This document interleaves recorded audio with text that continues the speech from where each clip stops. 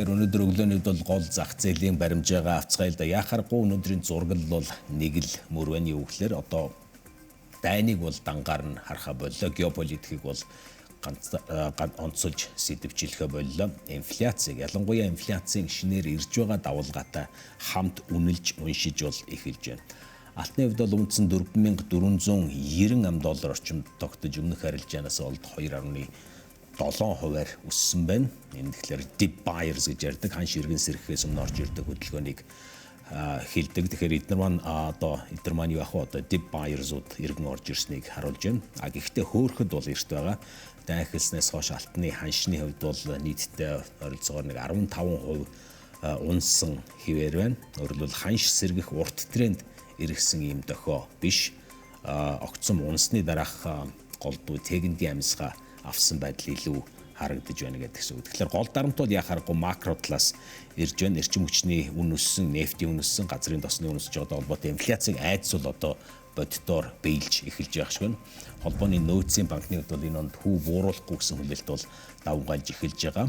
Магадгүй зарим нь бүр оны төгсгөлөөс өмнө хүү өсгөх хөвлбөр ярьж байна. Энэ бол өгөөж өгдөггүй алтанд бол тимч таатай орчин биш гэдэг нь ойлгомжтой. Нөгөө талаас алтан дээр гарсан маш том хөдөлгөөнийг мэдэх хэрэгтэй нь юу гэхээр Туркийн Төв банк дайны эхний 2-7 хоногт 60 орчим тонн алт зарж бол swap хийсэн ийм мэдээлэл зах зээл дээр илүүлсэн. Тэгэхээр энэ бол Төв банкуудын худалдаа авалт тимч батвих тулгуур хിവэрэ байна гэсэн итгэлийг бол ганхуулж сулруулж байгааг бол харуулж байгаа. Ингээнээр хэлэх юм бол одоо нөгөө аюулгүйн актив гэдэг үлгэрт идэх болж байна. Liquidity бодлого дарамт гур бол алтны ханшинд бол яхаарахгүй зэрэг нөлөөлж эхэлж байна. Маш уртхан шиг cross asset-ийг харцгаая л да.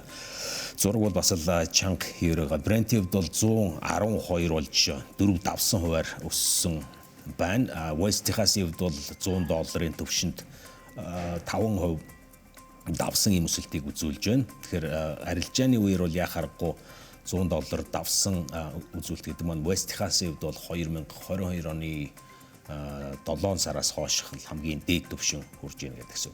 $10 индекс өссөн байна. Мөнгөний хувьд бол уналттай.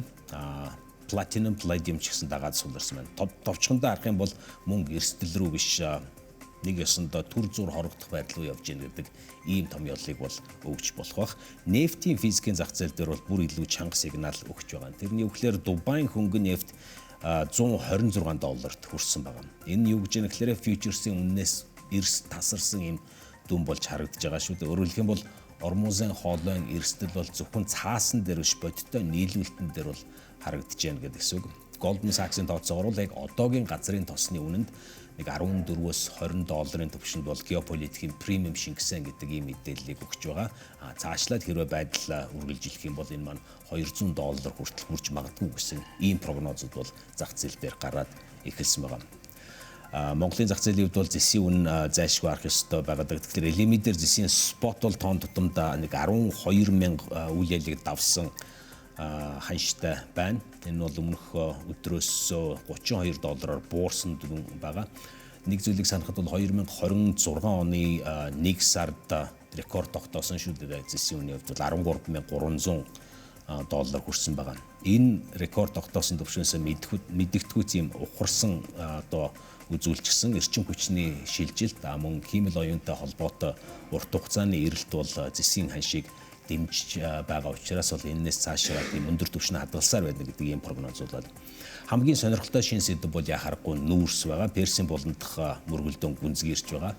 Байгалийн хий мөн газрын тостой холбоотой нийлүүлэлтийн хувьд бол шахалт үүсэх тусам дэлхийн улс орнууд бол нүүрсний позиц ахин харж тооцож эхэлж байна. Япон нүүрсний сахилгаан станцуудын хэрэглээг тэлэхээ саяхан мэдгдлээ. Энэ итгэх Бангладешийн хувьд гэсэн станцуудаа илүү өндөр ачаалттай ажилуулж байна. Европ ч гэсэн одоо байгалийн хий өндөр хിവэрэ байх юм бол гол нүүрсний салбар болох одоо Нидерланд, Чех, Польш, цаашлаад Герман хүртэл өөрсдийн нүүрсний дотоодын үйлдвэрлэлийн хүчин чадлыг дахин ашиглах ийм хувилбаруудыг ярьж илээ. Тэгэхээр энгийнээр хэлэх юм бол эрчим хүчний аюулгүй байдал яхаарахгүй нэгдүгээрт гарч ирлээ гэсэн үг.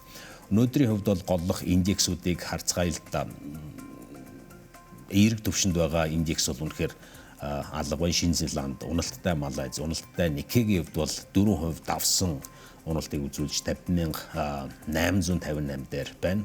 Австралийн хувьд бол 1.5% уналттай байна. Шинжээ Коспигийн хувьд бол бас нэлээд уналттай өнөөдрийн хувьд бол 5200-ийн төвшөнд гэдэг 4% давсан уналт гэдэг маань ер нь альч зах зээл дээр бол бас хүсэж байхааргүй ийм л үзүүлэлт болж байх шиг байна. Тэгэхээр өнөөдрийн хувьд бол яхаарахгүй алт болон түүхий эдийн зах зээл дээр ийм үзүүлэлтүүдийг харж байна. Нефтийн хувьд бол дахин цаашид ханшийн өөрчлөлтийг бол нэлээд харах ёстой. Тэгэхээр Дубайн хөнгөн нефт $126 баррел нь хүрсэн гэдэг бол $120 төвшин бол бидний хувьд бол нэг тийм одоо хол хүлээгээд байхаар ийм үнийн төвшин биш болоо гэдг нь бол харагдаж байгаа байна.